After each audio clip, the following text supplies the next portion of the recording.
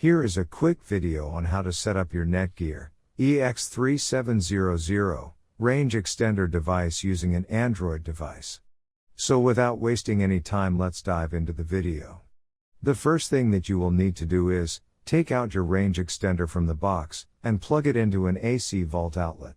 Wait till the extender is successfully booted up, and the light on the extender becomes solid green from amber. Make sure that your extender and router are in the same room during the setup process.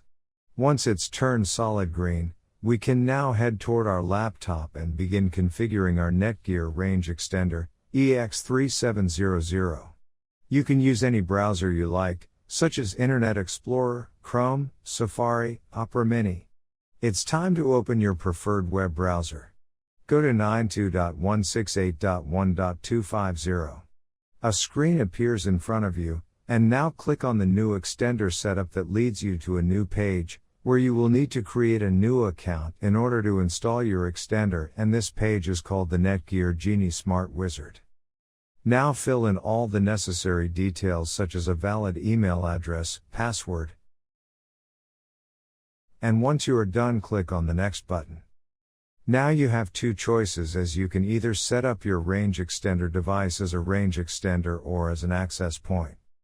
We are going to click on the range extender, and then it will scan for the available networks and give you a list of all the networks available.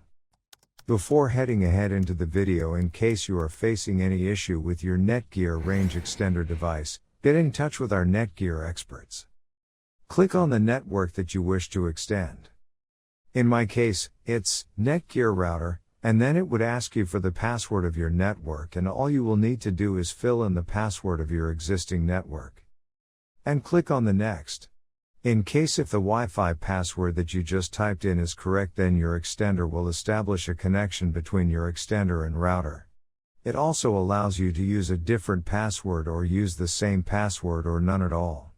If you choose none at all, then anyone will be able to connect with your Netgear extender. I am gonna choose a new password. My Wi-Fi extender name is Paul. You can choose any you like. Now we are successfully done with setting up our Netgear EX3700 range extender. Now go to your Wi-Fi settings and connect to our newly set up Paul range extender. And open up our browser, and Google appeared, which means our extended network is working. Thanks for watching, and don't forget to smash the like button and hit the subscribe button so that you don't miss any of our videos, and in case face any problem, get in touch with the experts.